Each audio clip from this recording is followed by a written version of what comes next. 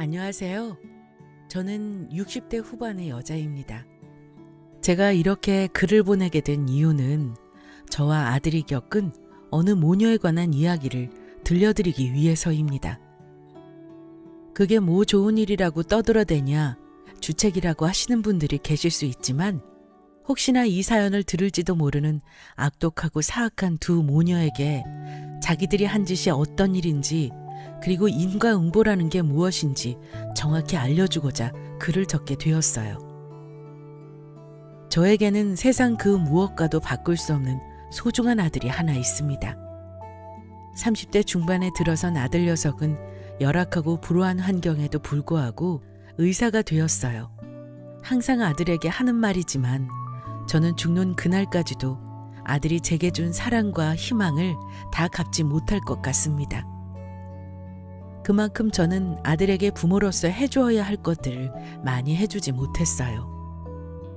네가 내가 아니라 돈 많고 멋진 아빠를 가진 엄마한테서 태어났다면 이렇게 고생하지 않았을 텐데. 아들은 제가 저런 말을 할 때면 그런 소리 하지 말라고 제게 화를 내지만 제 마음은 정말 저렇습니다. 그저 아들에게 항상 미안할 따름이죠. 저는 남편이라는 사람과 준비되지 않은 채 결혼을 했습니다. 부모가 누군지 내가 어디서 태어났는지도 몰랐던 제게 남편과 뱃속의 아이는 제가 세상에 태어나서 처음 맞이한 가족이었어요. 준비 없이 갑작스레한 결혼이었지만 저는 미래가 기대되었고 그저 행복했습니다. 아유, 내가 너만 아니었으면 인생 이렇게 안 꼬였어. 아우. 당신 인생이 꼬여? 나도 마찬가지야. 내가 왜 당신한테 욕을 먹어야 하는데? 내가 대체 뭘 잘못했는데? 자는 사람한테 이불 덮고 자라고 한 게 죄야? 대체 왜 그러는데? 그러니까 내가 이불을 덮든 말든 네가 무슨 상관이냐고. 재수없게 진짜. 하지만 그건 저 혼자만의 생각이었죠. 우리 아들아이의 아빠이자 제 남편이었던 그 사람은 갑작스레 생긴 아이와 아내에 대해 괴로웠었나 봐요. 그저 하루하루가 술이었고 저희 집에선 늘 곡소리와 남편의 욕설이 새어나왔죠. 남편의 손찌검은 정말 말도 안 되는 이유에도 벌어지곤 했습니다. 자는데 이불을 덮고 자라고 한 제 말이 재수가 없어서 자기랑 같이 밥 먹는데 깨작깨작해서 지금 생각해봐도 참 이해가 안 가요. 아니, 폭력과 폭언의 자체를 이해해주면 안 되는 것인데 말입니다. 하지만 당시에 저는 처음으로 생긴 내 가족을 포기할 수가 없어 바보같이 저런 일을 참고 지냈네요. 상우야, 아빠 왔네? 아이고, 우리 아들 지금 아빠 쳐다보는 거야? 하지만 늘 그런 것만은 아니었죠. 그 사람도 아빠라고 자기 아들이 태어나자 아주 잠깐은 가장 노릇을 했습니다. 남편의 노릇도요. 자기가 여태껏 당신한테 몹쓸 놈이었다며 일용직으로 나가 돈을 벌어왔습니다. 다른 남자들처럼 넉넉한 결혼 생활은 아니었지만 그 몇 달 남편이 출근하고 퇴근을 해서 오면 함께 저녁을 먹고 아이의 미래를 꿈꾸며 얘기하던 그 몇 달이 제겐 최고의 순간이었어요. 그런데 제게 그 행복은 너무 짧게 머물다 사라졌죠. 당신 정말 왜 이래? 여보, 우리 상우 있잖아. 상우 봐서라도 당신 제발 이러지 마. 이거 놔. 내가 너 만나고 인생 꼬여 팔목 분질러져. 내가 이놈의 집구석만 들어오면 재수가 없어, 재수가. 에이, 퇴. 일용직을 전전하던 그놈은 공사 현장에서 팔을 다치는 바람에 일을 못하게 되었죠. 그러면서 또다시 술에 손을 댔고 그 손은 저에게까지 이어졌습니다. 혼자일 때는 저 혼자만 그런 일을 겪고 끝났는데 2살배기 된 아들아이 앞에서 그런 모습을 보여주니 정말 죽고 싶더군요. 행패를 부리고 아무것도 모른다는 듯 퍼질러 자는 남편을 보며 늘 속으로 저주를 했었습니다. 차라리 나가서 죽어라라고 말이죠. 아침에 눈이 떠지면 그게 그렇게도 괴로울 수가 없었습니다. 또 지옥 같은 하루를 우리 상우랑 버텨야 하는구나 하고 말이에요. 그런데 하늘이 제 얘기를 들은 것인지 저와 아들아이를 괴롭히던 그놈은 뺑소니 사고로 세상을 떠나게 되었습니다. 그놈이 세상을 떠난과 동시에 폭력과 공포에서 벗어나게 되었죠.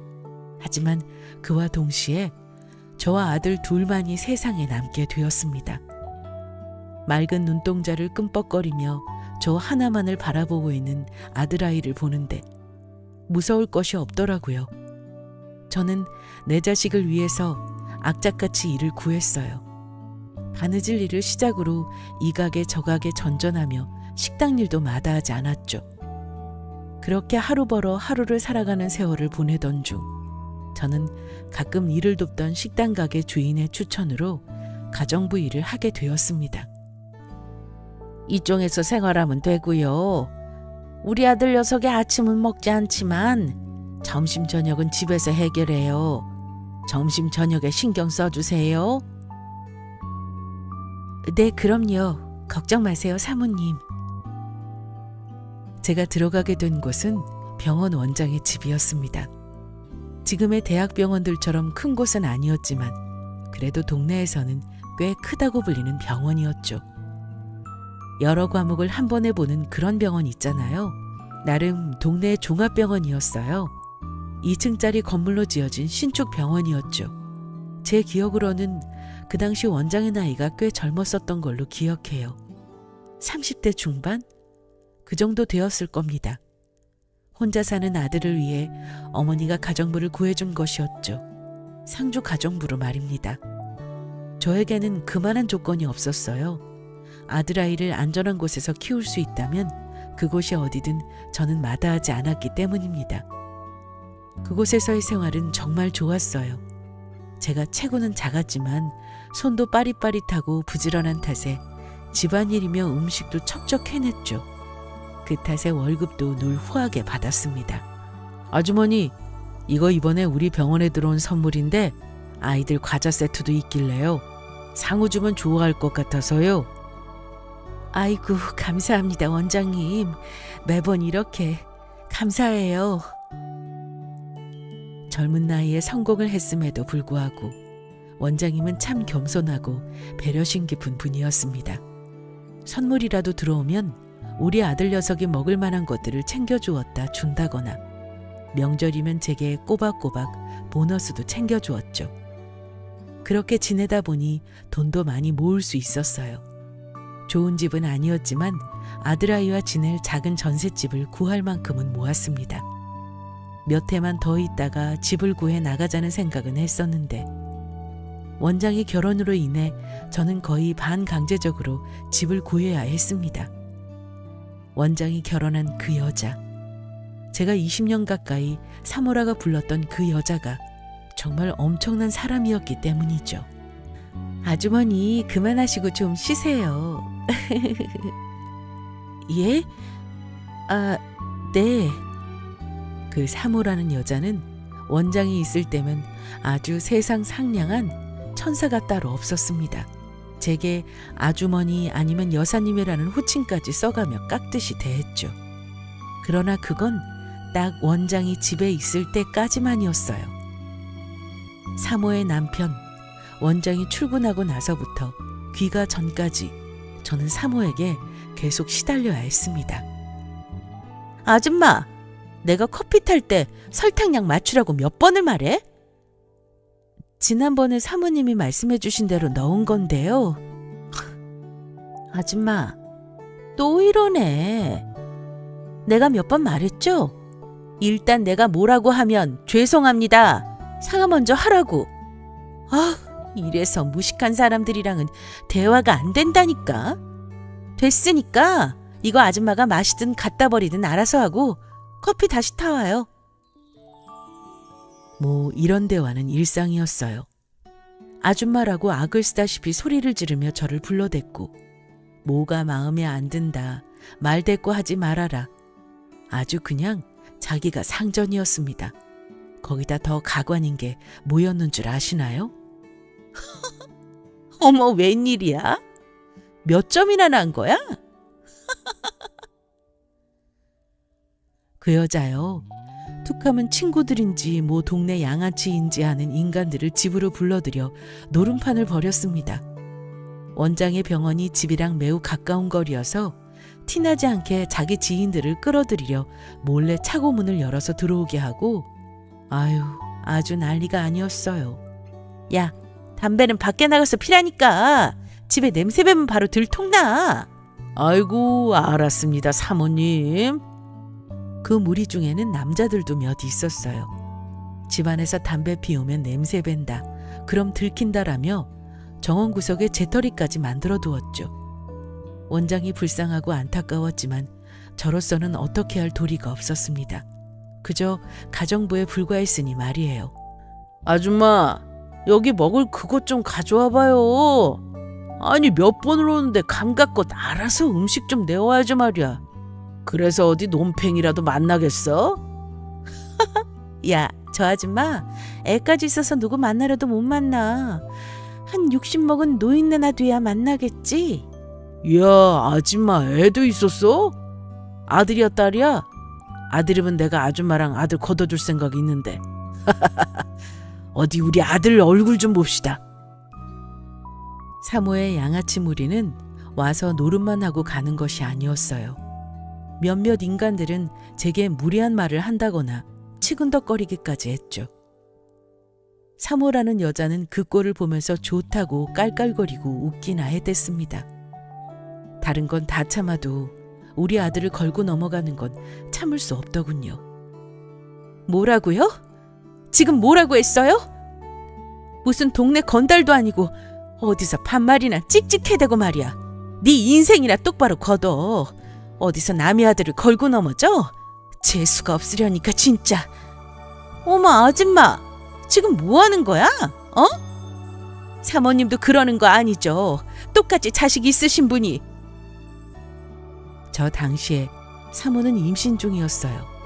그래서 더더욱 사모의 태도가 이해되지 않았습니다.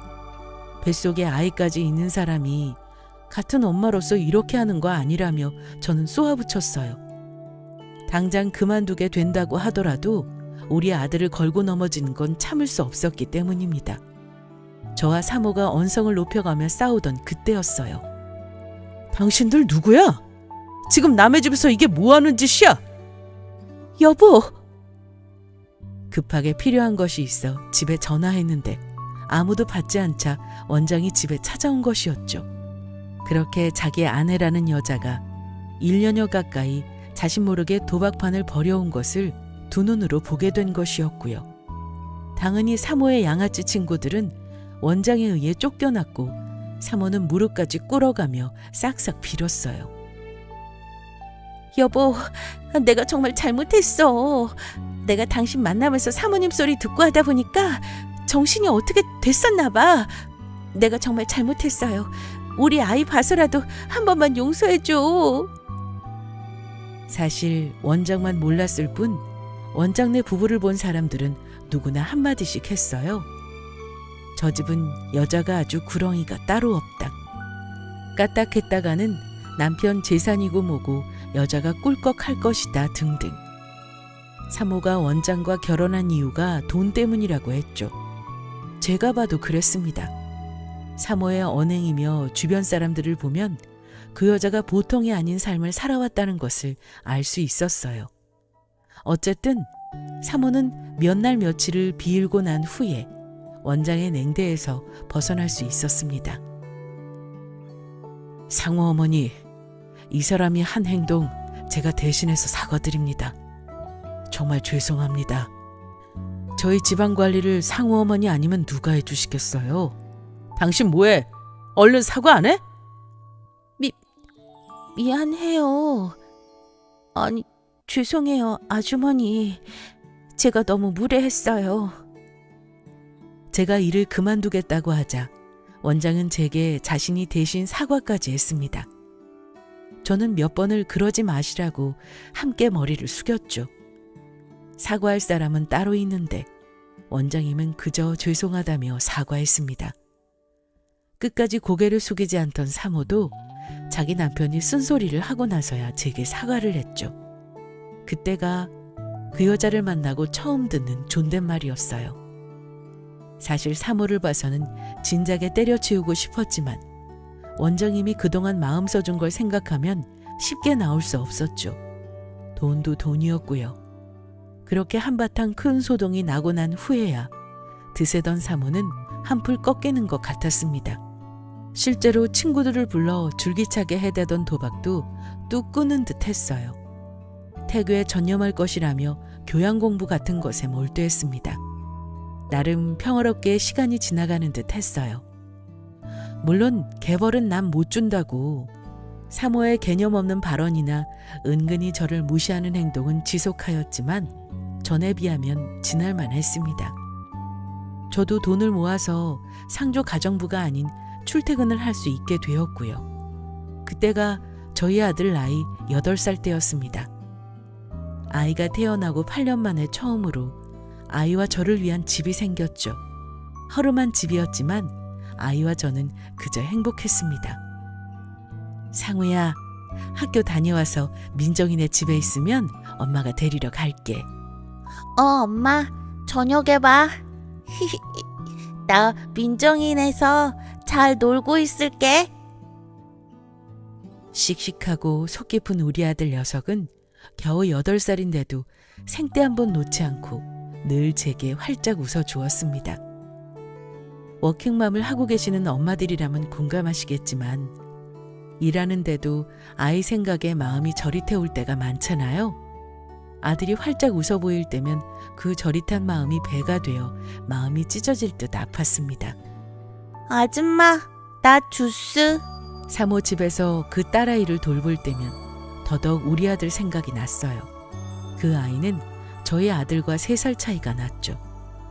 저희 아들과는 너무 다르게 풍족하고 여유 있는 환경에서 자라는 그 아이가 참 부러웠습니다.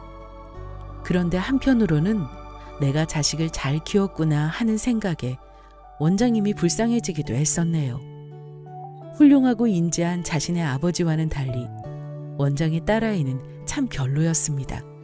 겨우 5살 된 아이가 사람 무시하는 법을 먼저 배웠고 자기 뜻대로 되지 않으면 그대로 드러누워 버린다던가 키우던 강아지를 괴롭힌다든가 하는 못된 행동을 서슴지 않았죠. 쭉 지켜보다 보면 자기 엄마를 쏙 빼닮은 아이구나 생각이 들었습니다. 사람이 갑자기 변한다면 죽는다고 사모라는 그 여자는 다시 자기 본색을 드러내기 시작했어요. 상호 어머니, 이거요. 아이고 원장님, 아니에요. 뭐 이런 걸. 그날은 명절날이었어요. 항상 집안일을 잘 도와주어서 감사하다며 원장은 제게 선물 세트를 주었습니다. 한우였는지 LA 갈비였는지 잘 기억은 나지 않지만 그래도 꽤 고가의 선물이었어요. 상우 어머니 그냥 가져가세요. 그이가 상우 어머니한테 항상 감사하다고 챙겨둔 모양인데. 여기 이것도 있는데 부엌으로 와보실래요? 그때 사모가 무슨 꿍꿍이인지 저를 부엌으로 부르더군요. 따로 챙겨줄 것이 있다면서 말입니다. 아줌마, 눈치껏 좀 해요. 공짜라고 다 좋다고 입 해 벌리고 있지 말고. 참네. 저는 무슨 영화 한 편을 찍는 줄 알았습니다. 사모는 원장기에 들리지 않게 제 귀에 대고 속삭이며 저 따위 말을 했어요. 눈치껏 분수에 맞게 행동하라면서 말입니다. 자기 남편이 상호 어머님 하면서 존대해 주니까 당신이 뭐라도 된 것 같냐면서 말이죠. 알아들었으면 저희가 주는 거 손도 대지 말고 이거나 가져가요. 음식 버리는 거 아깝잖아. 그러면서 사모가 제게 내민 것은 그날 저녁 식사를 한 후 먹다 남은 음식이 담긴 봉투였어요. 말씀 안 하셔도 원장님이 주신 선물 마음만 받으려 했어요. 그리고 사모님이 생각하는 제 분수가 어떤 것인지는 몰라도 남이 먹다 남긴 음식을 먹을 정도는 아니라고 생각하는데요. 그렇게 아까우면 사모님이 드세요. 그 전에 있던 노름판에서 사모와 대판한 이후로 저는 제 할 말을 다 했어요. 막말로 제게 월급 주는 건 원장인데 내가 왜 저런 예의 밥 말아먹은 여자한테 굽실 걸어야 하나 하면서 말입니다. 뭐? 당신 지금 나한테 뭐라고 했어? 제 말 때문인지 아니면 뜻대로 제가 굽히질 않아서인지 어쨌든 저 때문에 그 여자는 미친 사람처럼 방방 뛰기 시작했어요. 어디서 감히 자기한테 남은 음식을 먹으라고 하냐면서 말입니다. 남은 음식?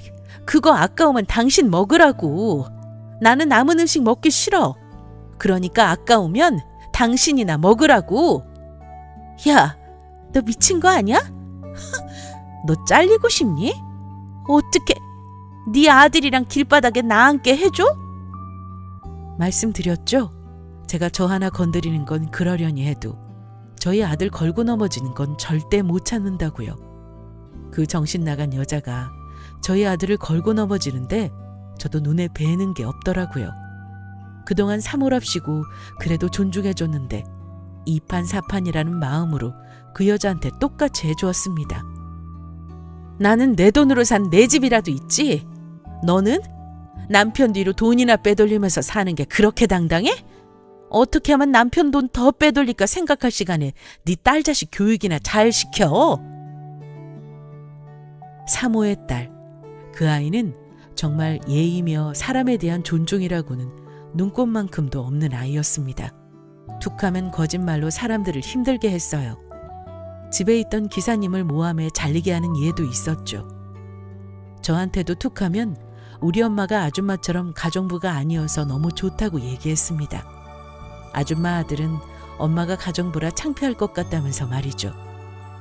자식은 부모의 거울이라고. 자기 엄마가 그 모양이니 딸아이도 그랬겠죠. 그래도 꼴의 엄마라고 자기 자식 욕하는 게 기분 나쁜지 그 미친 여자는 더더욱 날뛰기 시작했고, 그러다 제게 봉투에 담겨있던 그 남은 음식을 들이부었습니다. 순식간이었어요. 순식간에 저는 음식물을 그대로 뒤집었었죠. 머리칼 끝에 뚝뚝 떨어지는 김치 국물이 저를 더 초라하게 만들었습니다. 부엌에서 나는 소리에 원장이 달려왔죠. 상우 어머님, 여보, 글쎄 아줌마가. 참, 다시 생각해도 그런 여우가 어디 있나 싶어요. 그 여자는 자기 남편이 오자마자 금세 자기가 피해자인 척 행동했습니다. 다행히 원장이 참 현명한 사람이라 이전에 사모가 벌인 행적을 떠올린 것인지 무슨 일인지 정확히 얘기하라며 사모의 눈물에 꿈쩍도 하지 않았죠. 그 여자는 뭐라 떠들어대면서 저 여자가 먼저 나한테 소리를 쳤다며 되려 상처를 받은 그것처럼 행동했습니다. 아니, 나는 상을 생각해서 더 가져가시라고 한 건데 그게 기분이 나쁘셨나 봐요. 원장님, 저 그만두겠습니다. 많이는 아니지만 작은 가게를 할 만큼 돈도 모았고 아들아이도 고등학교 졸업을 앞두고 있으니 저도 이제 그만해도 되겠다 생각이 들었죠. 당시에 아들아이는 수시를 넣은 후 결과를 기다리고 있었거든요. 사모님 말씀대로 제가 제 분수도 모르고 이렇게 좋은 집에서 대접받으며 일했네요. 안 그래요, 사모님? 시장 좌판에서 물건이나 팔아야 할 여자가 사모님 댁에 있었으니 싫으셨죠? 어머, 아줌마, 내가 언제 그랬어요? 여보, 그게 아니라. 아니, 당신 또 상우 어머님 마음 상하신 건 알지만 죄송합니다. 저는 그 여자가 저한테 했던 말과 행동을 원장에게 그대로 얘기한 뒤 이제는 그만두겠다고 했습니다. 한참을 제 얘기를 들은 뒤 원장님은 정말 죄송했고 그동안 참 감사했다며 제게 퇴직금을 챙겨드리겠다고 했어요. 상우 어머님, 그럼 퇴직금은 꼭 받아가 주세요. 제가 너무 죄송해서 그럽니다. 그때 당시만 해도 퇴직금 이런 개념이 많지는 않았잖아요. 그런데도 원장은 자기 아내와 딸 자식 때문에 고생 많았다며 제게 퇴직금은 물론이고 아들아이 용돈까지 챙겨주려 했습니다. 사모가 가만히 있었을 리가요. 그렇게 눈물 콧물 짜내며 불쌍한 척하던 인간이 제가 퇴직금을 받을 것 같아지자 눈에 불을 켜고 달려들었습니다. 아니, 무슨 퇴직금이야, 퇴직금은. 여보, 아니 당신이 아줌마한테 감사한 건 알겠는데 퇴직금은 아주머니도 부담스러우실 거예요. 안 그래요? 이렇게 갑자기 자기 혼자 오해해서는 버럭 화까지 내고 그것도 사람도 안 구해놓고 그만둔다는데 그냥 월급에서 몇십만 원 정도 더 얹어드리는 걸로 끝내요. 이번에 우리 예진이 입시 때문에 돈도 많이 나가는데 아주머니 어쨌든 아쉽게 됐네요. 가실 때 저거 사과라도 가져가세요. 웃기고 어이가 없었습니다. 저 여자는 지금 자기가 쇼하는 걸 아무도 모른다고 생각하는 걸까라는 생각이 들었죠. 혼자 피해자인 척하다가 금세 돌변해서는 퇴직금은 안 된다고 하는 그 모습을 말입니다. 저는 원장님에게 얘기했어요. 퇴직금도 필요 없고 저 사과 상자도 필요 없다. 이번 달 월급이나 달라고 말이에요. 당신 진짜 조용히 안 해? 상우 어머님, 제가 정말 죄송해서 그럽니다. 이렇게 가시면 제가 평생을 짐을 지고 살 거예요. 잠시만요. 원장은 자기가 마음에 걸려서 그렇게는 안 된다며 돈을 꺼내와 제게 그 자리에서 쥐어주었습니다. 월급과 퇴직금 그리고 우리 아들 아이를 위한 돈을 말입니다. 그렇게 그 집에서 일한 기나긴 시간이 끝이 났어요. 어찌 보면 우리 아이와 나에게 삶의 터전을 주었던 그 집이 제게 또 다른 가족이나 마찬가지였는데 말이죠. 그렇게 길고 험난했던 가정부 생활이 끝남과 동시에 저희 아들의 고등학교 생활도 끝이 났습니다. 아무것도 해준 것이 없는데 아들 녀석은 버젓이 의대에 합격했죠. 아들의 합격 소식을 들은 그날 둘이 얼마나 울었는지 모릅니다. 상우야, 엄마가 정말 미안해. 너한테 면목이 없어. 우리 아들 학원 하나도 제대로 못 보내줬는데. 엄마, 이제 엄마 조금만 있으면 고생 끝이야. 내가 엄마 꼭 좋은 집에서 살게 해줄게. 엄마도 사모님 소리 듣게 해줄게, 내가. 아들아이는 저 말을 하면서 한참을 울었어요. 사모에게 음식 세례를 받던 그날 제가 경황이 없어 그대로 집에 들어섰기 때문입니다. 얼마나 충격적이었겠어요. 엄마가 뭘 뒤집어 썼던 건지 옷에는 음식물 자욱이 그대로 묻어있고 머리에는 김치 국물이 뚝뚝 떨어진 채 들어섰으니 말입니다. 그날 그 여자 가만두지 않겠다며 난리를 치던 아들을 말리느라 정말 애를 먹었었어요. 아들아이는 그날의 상처가 컸던 건지 대학에 들어가서도 정말 악착같이 공부를 했습니다. 저한테 용돈 한 번 타다 쓴 적이 없었어요. 자기가 아르바이트해서 용돈하고 어떻게든 장학금 타내려고 코피 쏟아가며 공부한 녀석이었습니다. 우리 상우 장하다, 장해. 엄마가 미안해. 고맙다, 우리 아들. 엄마, 미안하다는 소리 좀 그만해. 엄마 이제 진짜 고생 끝이야. 엄마 정말 고마워. 혼자서 나 키우느라 정말 고생 많았어. 제 눈에는 세상에서 제일 가는 착한 우리 아들은 오로지 저를 위해 공부했고 저를 위해 아르바이트를 했어요. 엄마가 번 돈은 오로지 엄마를 위해서 쓰게 하고 싶다면서 말입니다. 자기가 번 돈도 저한테 죄다 갖다 주었어요. 한창 꾸미고 싶을 나이에도 옷 2벌로 학창시절을 보내는 그런 아이였습니다. 그런 아들은 동기 중에서 가장 빠르게 병원에 들어갔고 인정받는 의사가 되었죠. 참 부모 욕심이라는 게 아들아이가 대학을 졸업하고 직장을 갖자 가정을 꾸렸으면 하게 되더라고요. 적어도 우리 아들은 나와는 다르게 평범하고 단란한 가정을 꾸렸으면 하는 욕심을 갖게 되었죠. 엄마, 나 결혼하고 싶은 사람 생겼어. 그러던 어느 날 제 소원이 하늘에 닿은 것인지 아들 녀석이 결혼하고 싶은 사람이 생겼다며 제게 주말에 시간을 좀 내달라고 하는 게 아니겠어요? 저는 당연히 좋다고 했죠. 그 아이가 제게 결혼하고 싶다고 할 정도라면 분명 좋은 사람일 것이라는 확신이 있었습니다. 저는 약속 장소에 나가기 전부터 며느리 맞을 준비에 혼자 잔뜩 신이 나 있었어요. 이미 제 마음속에는 제가 만나게 될 아들의 여자친구가 내 며느리나 다름없었습니다. 어머니, 안녕하세요. 정혜진이라고 해요. 아이고, 예진 씨. 얼굴이 굉장히 낯이 익네.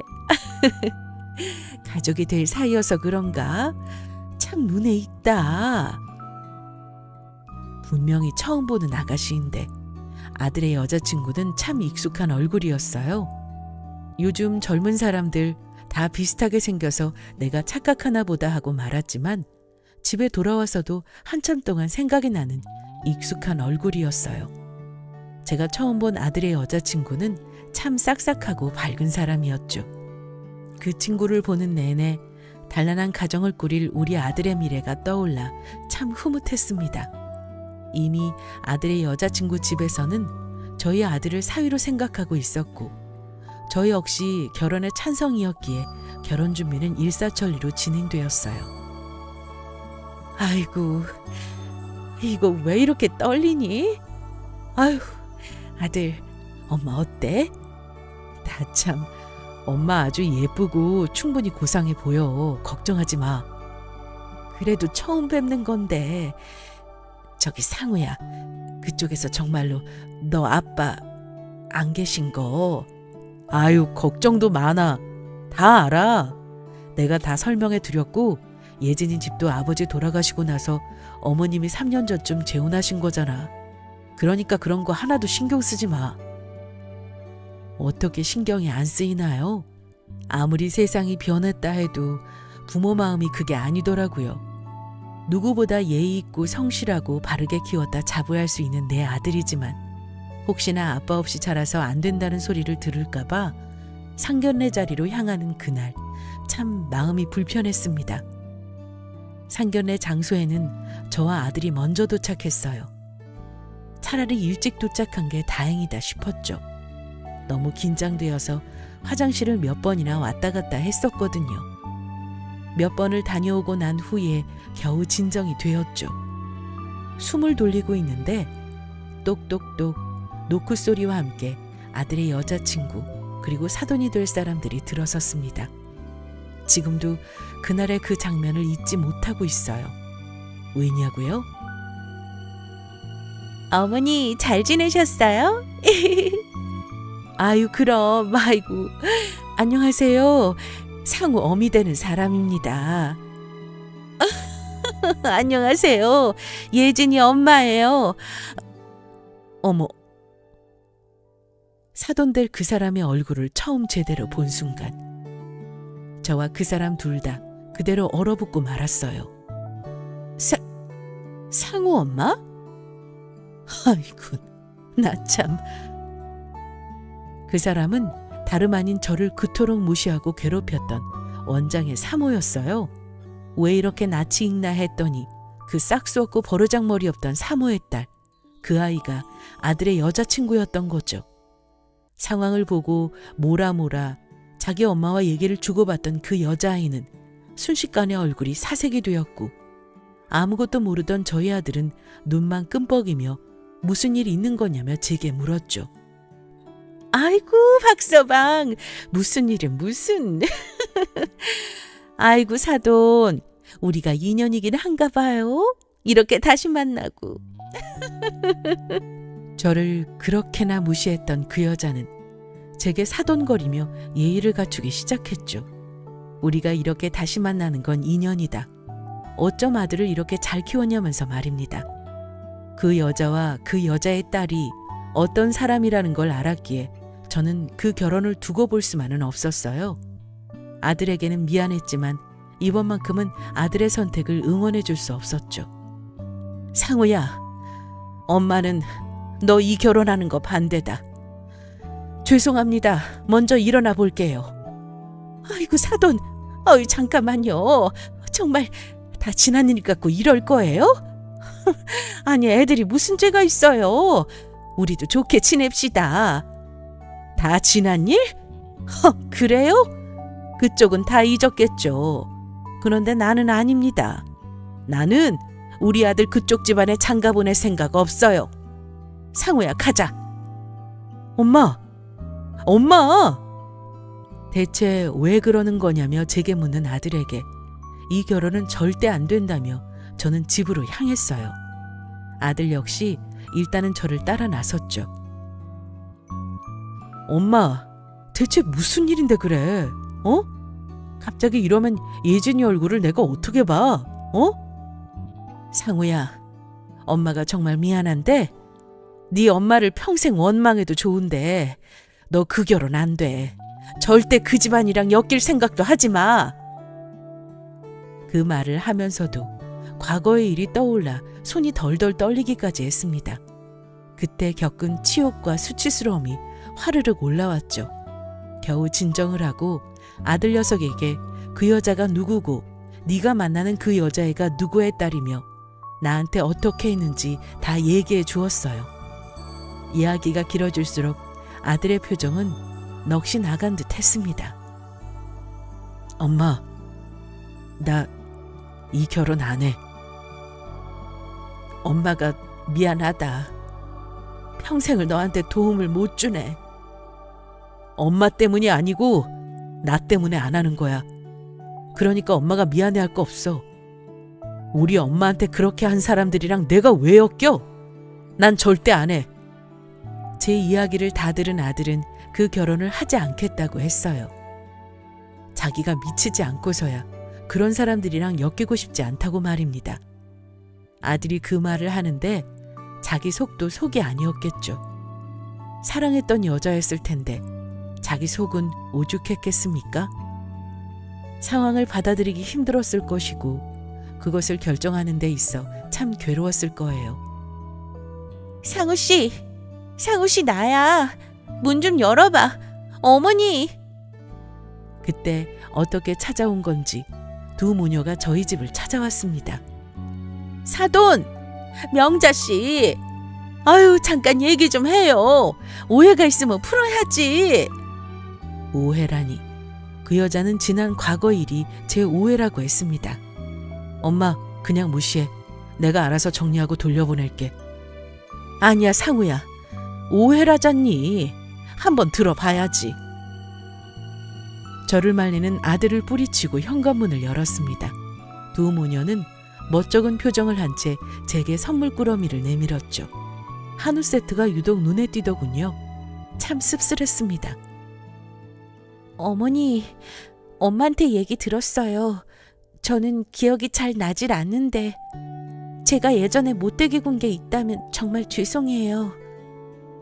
아이고 사돈. 아유, 내가 그때는 나도 나이가 어렸잖아. 응? 이거 우리 명자씨. 아니 우리 사돈 그때 못 드린 한우 세트. 내가 그때는 진짜 미안했어요. 어이가 없었습니다. 웃는 얼굴에 침 못 뱉는다는 말, 그거 누가 한 거예요? 저는 침이 그렇게나 잘 뱉어지던데 말이죠. 퇴! 당신 지금 뭐 하는 짓이야? 미쳤어? 저를 보며 해실해실 웃는 그 여자의 면상에 침을 뱉어버렸습니다. 웃는 얼굴이 너무 꼴보기 싫었거든요. 그렇지? 그게 당신 원래 모습이지. 하도 고상한 척 웃는 게 꼴보기 싫어서 침 좀 뱉었어요. 미안해요. 기분 나쁘게 하려던 건 아니니까 오해하지 말고. 어머니, 지금 뭐 하시는 거예요? 아무리 앙금이 있으셔도 그렇지. 그 여자아이 자기 엄마한테 제가 침을 뱉은 게 기분이 나빴는지 부들부들 떨며 제게 뭐 하는 짓이냐고 당장 사과하라고 하더군요. 그 어미의 그 딸이라고 두 모녀가 아주 똑같았습니다. 얼마 못 가서 본색을 드러냈죠. 야, 최명자. 어디서 감히 침을 뱉어? 침을 뱉길? 왜? 거지같이 빌빌거리다가 아들놈이 의사 되니까 눈에 뵈는 게 없어? 응? 어디서 정신 나간 여편네가 말이야. 너 진짜 미쳤어? 야, 박상우! 그때 저희 아들 녀석이 소금을 한 바가지 퍼와서는 두 모녀한테 그대로 끼얹었어요. 처음 보는 아들의 모습에 저 역시 두 모녀처럼 얼어붙고 말았죠. 아들은 무서우리만큼 차갑게 이야기를 했습니다. 장예진, 너 똑바로 들어. 내가 결혼하려고 했던 건 네가 아니야. 너 지금 여기서 나한테 소리 지르고 너희 엄마가 한 짓에 대해서 눈 감고 넘어가라고 개소리 해대는 게 진짜 너지. 그런데 나는 장혜진 네 본 모습이 싫어. 더럽고 치사하고 파렴치해. 뭐? 야, 너 진짜 미쳤냐? 그래, 결혼하지 마. 너 말고 내가 남자 못 만날 것 같아? 야, 의사?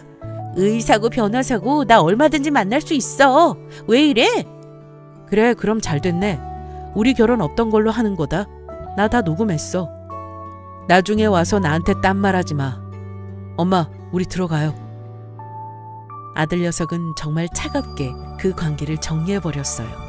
그 여자아이 역시 고래고래 소리를 지르며 너 같은 거 얼마든지 어디서든지 만난다며 큰 소리를 떵떵 쳤죠. 시모도 마찬가지였어요. 아들놈 의사 하나 된 것 가지고 유세 부리지 말라며 제게 큰 소리를 치더군요. 그래. 내 아들이 의사라서 내가 큰 소리 좀 치는데 그게 왜? 이게 내 분수야. 내 아들이 의사 된 거 그게 내 분수야. 그러는 너야말로 입 다물어 이 여편네야. 생긴 거 하나 믿고 이 남자 저 남자 만나서 팔자 필까 설치는 네 딸년이나 너나 똑같아. 자기들 분수를 알고 얼씬거려야지. 상우야, 문 닫아. 10년 묵은 채증이 쑥 내려갔습니다. 저에게 분수를 알라며 소리쳤던 그때 그 사모에게 당당히 맞서서 싸웠죠. 그 여자 제 말에 반박을 못했어요. 맞았거든요. 아들이 결혼하려고 했던 그 여자아이는 취업 면접 결과를 기다리고 있다고 했지만 사실상 백수였거든요. 그 집안도 원장님이 살아있을 때야 잘 나가는 집안이었지. 재혼을 한 것도 남편이 남겨둔 돈을 금세 까먹어서 돈 때문에 돈 보고 재혼한 거였죠. 어쨌든 저는 그렇게 속 시원하게 복수를 했습니다. 참 오래도 걸렸네요. 몇십 년을 제 가슴속에 응어리로 남아있던 그 화가 이제야 내려갔습니다. 그 모녀요? 저희 집에서 소금 세례받고 쫓겨나고도 3개월가량을 저희 아들과 제게 매달렸어요. 다시 한번 생각해보라면서 말입니다. 다른 의사나 변호사가 그 집 딸을 만나주지 않은 모양인가 봐요. 그 소식을 듣는데 같은 인간으로서 참 짠하기도 했습니다. 세상을 살아가는데 기준이 오로지 돈인 두 모녀가 참 안타까웠기 때문이죠.